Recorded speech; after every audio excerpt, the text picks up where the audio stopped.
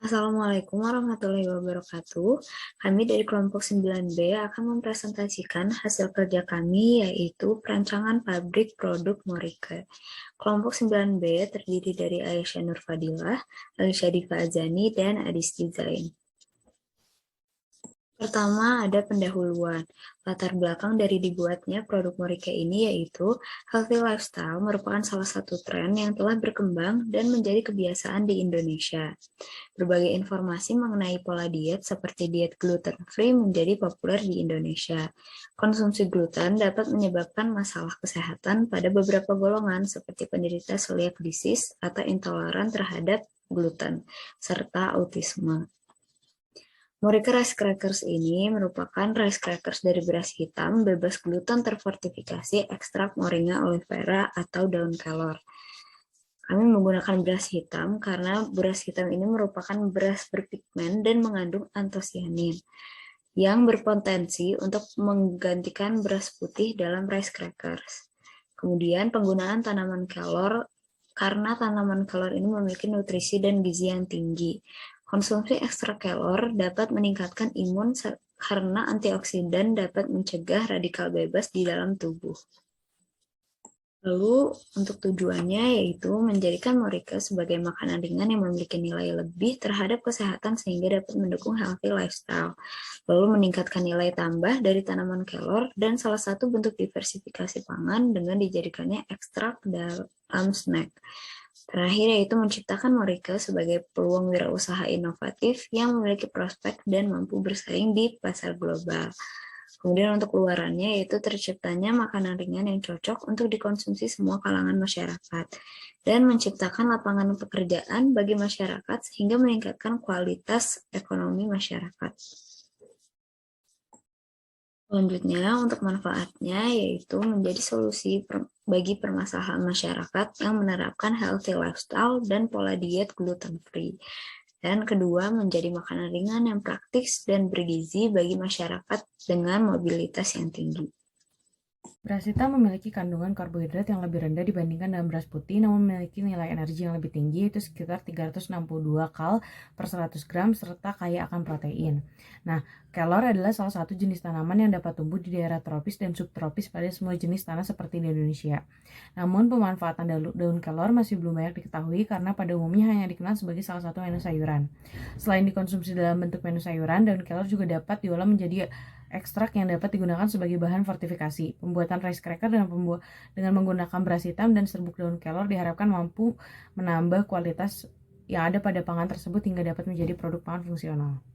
Beras hitam mempunyai pigmen atau zat warna yang mengandung antosianin yang bersifat sebagai antioksidan yang berefek positif bagi kesehatan.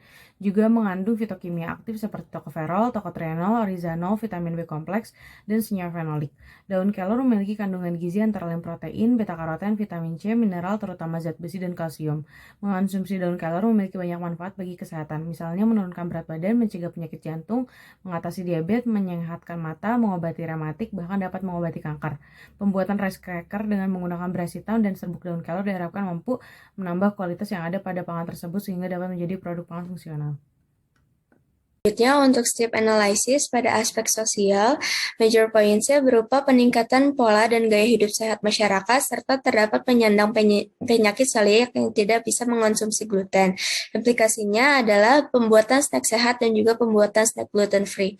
Selanjutnya, untuk aspek teknologinya, major points-nya berupa berkembangnya teknologi dan kekhawatiran masyarakat akan cemaran yang dihasilkan dari alat tersebut.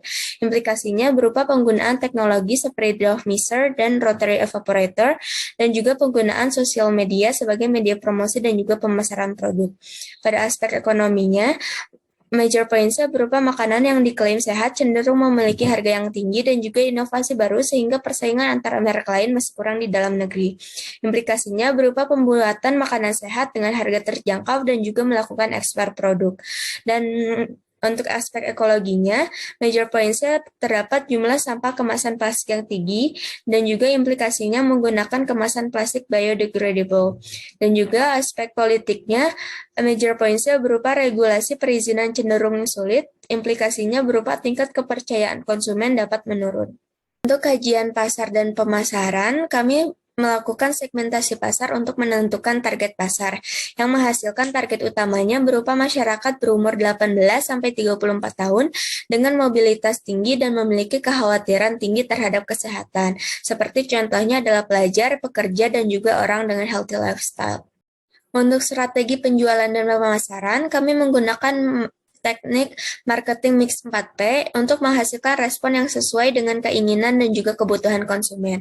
Untuk produknya sendiri, produk Morike merupakan salah satu inovasi makanan ringan berupa rice crackers berbahan beras hitam, bebas gluten, dan juga ekstrak daun kelor yang kaya akan antioksidan.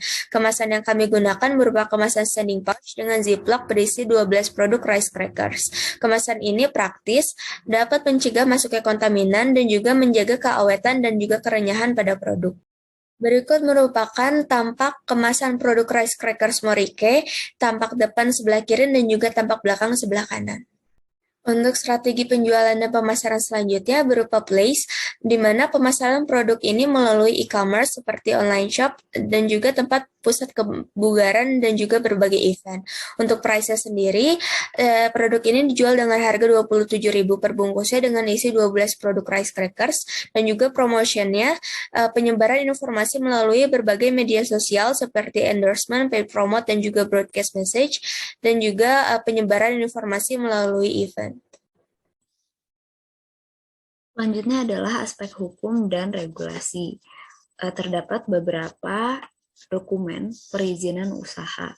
Pertama, ada akta pendirian, lalu surat keterangan domisili usaha atau SKDU, lalu ada nomor pokok wajib pajak atau NPWP, lalu tanda daftar perusahaan, kemudian surat izin perdagangan atau SIUP, lalu sertifikasi halal, kemudian izin dinas kesehatan, dan terakhir surat izin edar produk pangan. Di sini kami BPOM karena produk kami merupakan pangan terfortifikasi yang perlu memiliki izin BPOM. Untuk aspek teknologi, yang pertama kami menggunakan teknologi rotary evaporator untuk pemekatan larutan. Ketika dalam proses menghasilkan ekstrak kental daun kelor atau konsentrasi yang lebih pekat, digunakan rotary evaporator, di mana terjadi juga pemisahan etanol dari larutan etanol dan daun kelor sebelumnya. Yang kedua, teknologi oven untuk pemanggangan yang dilakukan ketika memanggang produk rice crackers. Selain itu, oven juga digunakan dalam pengeringan daun kelor untuk menjaga mutu atau kualitas dari daun kelor. Dan teknologi yang terakhir adalah penggunaan ziplock sealing machine untuk pengemasan yang digunakan untuk menghasilkan kemasan standing pouch dengan perekat berupa ziplock agar menjaga mutu dan kualitas produk. Faktor primer dalam pembuatan pabrik adalah pangsa pasar dan ketersediaan bahan baku. Pabrik Morike yang merupakan produk rice cracker dengan bahan dasar beras hitam dan daun kelor ini membuat kami memilih membangun pabrik di Kabupaten Brebes, Jawa Tengah. Salah satu kecamatan di Kabupaten Brebes merupakan salah satu daerah yang petaninya banyak menghasilkan beras hitam. Letak geografis yang menghubungkan antara Jawa Tengah dan Jawa Barat juga membuat pabrik di Kabupaten Brebes dapat mempermudah dalam hal distribusi dan transportasi dalam pemasaran produk Morike. Brebes juga memiliki iklim tropis basah dengan curah hujan yang signifikan di hampir sebagian besar bulan dan musim kemarau yang singkat. Suhu rata-rata tahunan di Brebes adalah 27,5 derajat Celcius dengan curah hujan rata-rata sebesar 1961 mm per tahun. Kondisi iklim tersebut mendukung kegiatan pertanian di Kabupaten Brebes yang membuat produksi bahan baku beras hitam dan daun kelor dapat berjalan lancar yang membuat produksi dapat dilakukan sepanjang tahun. Untuk metode pelaksanaannya, kami melakukan tahap praproduksi terlebih dahulu dengan survei pasar yang dapat menghasilkan minat masyarakat dan juga mempersiapkan bahan baku dan juga peralatannya. Selain itu dilakukan juga perhitungan modal produksi dan juga proposal produksi. Proses pembuatan ekstrak moringa oleifera atau biasa disebut dengan daun kelor itu menggunakan daun kelor segar. Setelah mendapatkan daun kelor segar, kemudian dilakukan sortasi dan juga pencucian untuk menghindari adanya bahan atau sesuatu yang lain masuk ke dalam ekstrak daun kelor nanti. Tahap selanjutnya, daun kelor yang telah dicuci ditiriskan untuk mengurangi jumlah air pada daun kelor dan juga disimpan pada wadah tertutup. Daun kelor kemudian dikeringkan di dalam oven pada suhu 50 derajat Celcius sampai kering. Simplisia daun kelor kering di blender dan diayak menggunakan ayakan nomor 40 mesh. Dan juga serbuk yang diperoleh selanjutnya digunakan untuk pembuatan ekstrak metanol dan juga ekstrak etanol daun kelor. Proses maserasi Simplicia daun kelor dilakukan dengan merendam 300 gram serbuk daun kelor dengan 2.250 ml metanol untuk ekstrak metanol daun kelor dan 2.250 ml etanol 70% untuk ekstrak etanol daun kelor dalam toples maserasi. Toples maserasi ini ditutup dan dibiarkan selama 3 hari serta diletakkan pada tempat yang terlindung dari sinar matahari langsung. Selama proses rendaman diaduk beberapa kali dengan tujuan untuk meningkatkan efektivitas proses difusi senyawa terlarut ke dalam cairan penyari. Campuran Simplicia dan juga cairan penyari disaring, kemudian diperas hingga diperoleh hasil maserat pertama. Ampas yang sudah diperas direndam kembali dengan metanol dan etanol masing-masing sebanyak 750 ml selama 3 hari hingga diperoleh maserat kedua. Maserat kedua kemudian digabungkan dengan maserat pertama. Maserat yang diperoleh didiamkan selama semalam dan diendapkan. Maserat kemudian dipakatkan dengan menggunakan rotary evaporator pada suhu 50 derajat Celcius sehingga diperoleh ekstrak kental daun kelor. Pembuatan air rebusan pandan diawali dengan daun pandan yang direbus dengan 1 liter air hingga mendidih. Selanjutnya daun pandan dipotong-potong banyak 3-4 lembar dan juga kemudian dimasukkan ke dalam rebusan air. Lanjutkan merebus air dan daun pandan selama 5-10 menit. Setelah itu saring rebusan air pandan dan diamkan selama beberapa menit. Setelah didiamkan, dilanjutkan dengan pembuatan rice crackers di mana ekstrak kental daun kelor ditimbang sebanyak 5 gram dan juga dicampurkan dengan air rebusan pandan sebanyak 90 ml kemudian diaduk. Selanjutnya, bahan-bahan yang akan dipakai selama proses pembuatan rice crackers ditimbang kembali. Lalu dicampurkan bahan-bahan yang berupa tepung beras hitam, ekstrak daun kelor, dan juga brown sugar. Dan kemudian uleni adonan hingga kalis dan tambahkan biji wijen ke dalam adonan. Setelah adonan jadi, bagi adonan menjadi 6 bagian, kemudian bentuk adonan menjadi bulat dan pipihkan dengan cara ditekan. Tahap selanjutnya merupakan pengovenan. Tahap ini dilakukan pada saat adonan sudah ditaruh di atas loyang dengan dialasi baking paper. Dan juga sebelum adonan masuk ke dalam oven, keadaan oven harus sudah dipanaskan sebelumnya. Oven yang tidak dipanaskan terlebih dahulu akan menghasilkan rice crackers yang kurang maksimal dan juga tidak mengembang. Pengovenan rice crackers membutuhkan waktu selama 10-15 menit dalam suhu 180 derajat Celcius. Selama pengovenan, pintu oven jangan dibuka hingga waktu yang sudah ditentukan agar rice crackers mengembang secara maksimal. Setelah rice crackers sudah matang sempurna hingga ke bagian dalam, selanjutnya loyang dikeluarkan dari oven dan rice crackers siap untuk dikemas.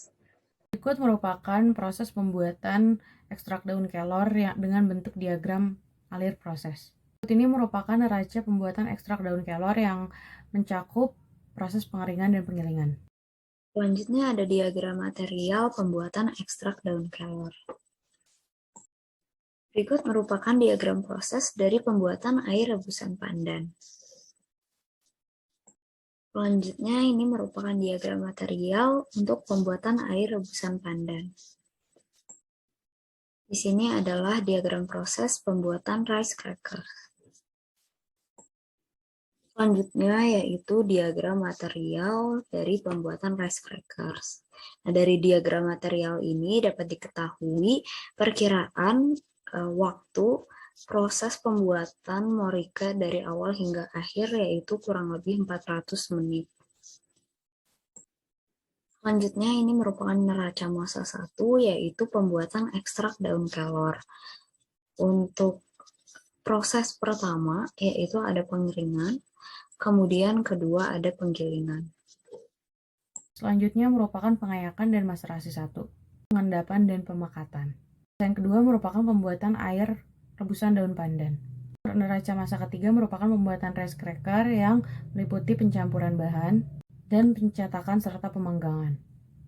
Untuk aspek manajemen dan organisasi, adanya aspek ini ditujukan untuk mengetahui bisa atau tidaknya pembangunan dan implementasi direncanakan, dilaksanakan, dan dikendalikan sehingga layak atau tidak layaknya suatu rencana bisnis dapat dinyatakan. Berikut merupakan struktur organisasi dari Morike, diantaranya yang dikepalai oleh direksi dan juga terdapat berbagai manajer di bawahnya seperti manajer personalia, pemasaran, pabrik, dan juga ADM dan gudang. Selanjutnya untuk aspek tata letak, sebelum membuat denah atau tata letak pabrik, dilakukan pembuatan Activity Relationship Chart atau hubungan antar aktivitas terlebih dahulu untuk memudahkan pembuatan rancangan tata letak pabrik. HRC ini dapat digunakan untuk analisis tata letak pabrik serta menunjukkan tingkat kepentingan hubungan antar aktivitas dalam pabrik yang ditandakan atau menggunakan kode bentuk huruf, yaitu absolutely essential atau yang ditandakan dengan A yang merupakan kode untuk menunjukkan bahwa antar aktivitas tersebut mutlak penting berdekatan. Selanjutnya essential atau yang ditandakan dengan E untuk menandakan antar aktivitas tersebut sangat penting berdekatan, dan juga important untuk menandakan antar aktivitas tersebut penting berdampingan. Ordinary important yang menandakan antar aktivitas tersebut biasa atau kedekatannya di mana saja tidak masalah.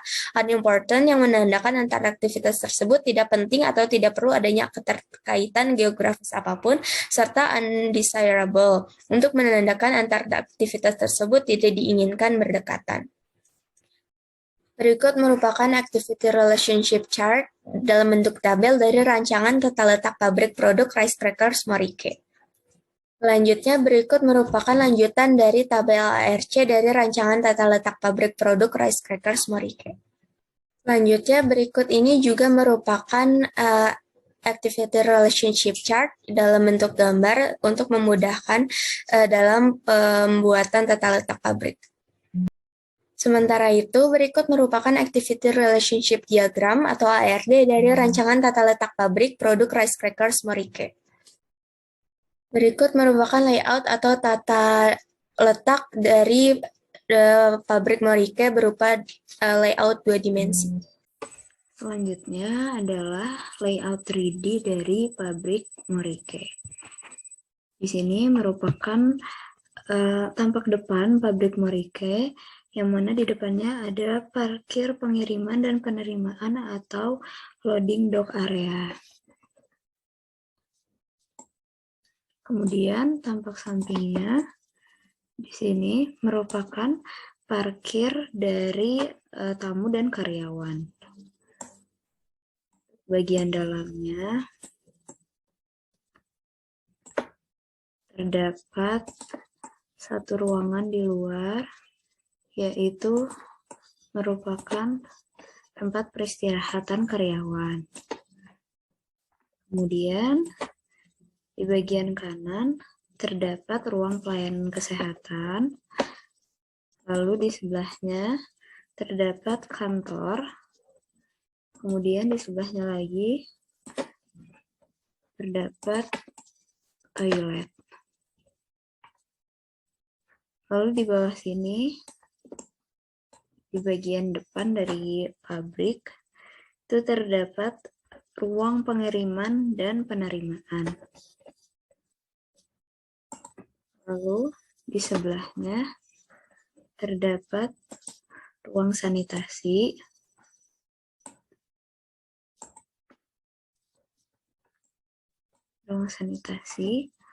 lalu di sebelahnya terdapat gudang bahan baku. Lalu di sebelahnya lagi terdapat gudang bahan setengah jadi.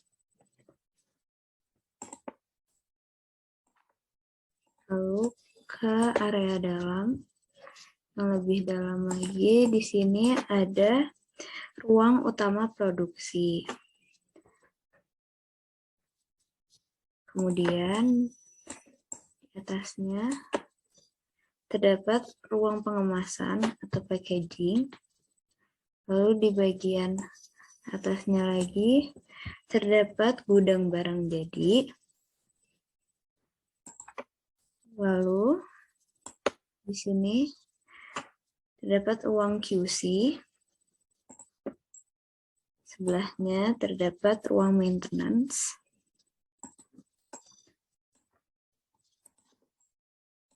Beralih ke belakang. Di sini ada ruang pengawasan. Di bawahnya terdapat tempat peralatan material handling. Di sini ada ruang perkakas dan rak perkakas.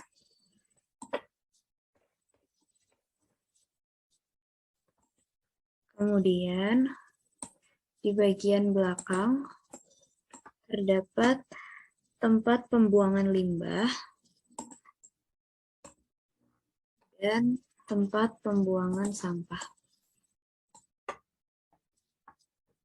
Berikut merupakan aspek keuangan yang kami rancang. Yang pertama adalah total aset. Lalu yang kedua merupakan tabel biaya bahan baku produksi perkemasan. Lalu ada biaya operasional per tahun dan analisis HPP. Terakhir, biaya yang kami rancang adalah biaya operasional pengeluaran sertifikasi. Selanjutnya kami juga merancang produksi biaya per tahun dan proyeksi pendapatan per tahun. Berikut merupakan ikhtiar laba rugi yang kami perkirakan. Berikut merupakan analisis kelayakan usaha yang meliputi NPV bunga 10% per tahun, NPV bunga 12% per tahun, IRR, dan nilai ROI. Berikut merupakan definisi dalam aspek-aspek di rancangan analisis kelayakan usaha. Instalasi pengolahan air limbah atau IPAL yang akan kami pasang mencakup bak ekualisasi, bak tangki umpan, tangki elektroflokulator, dan tangki penyimpanan dengan teknik pengolahan limbahnya adalah nitrifikasi.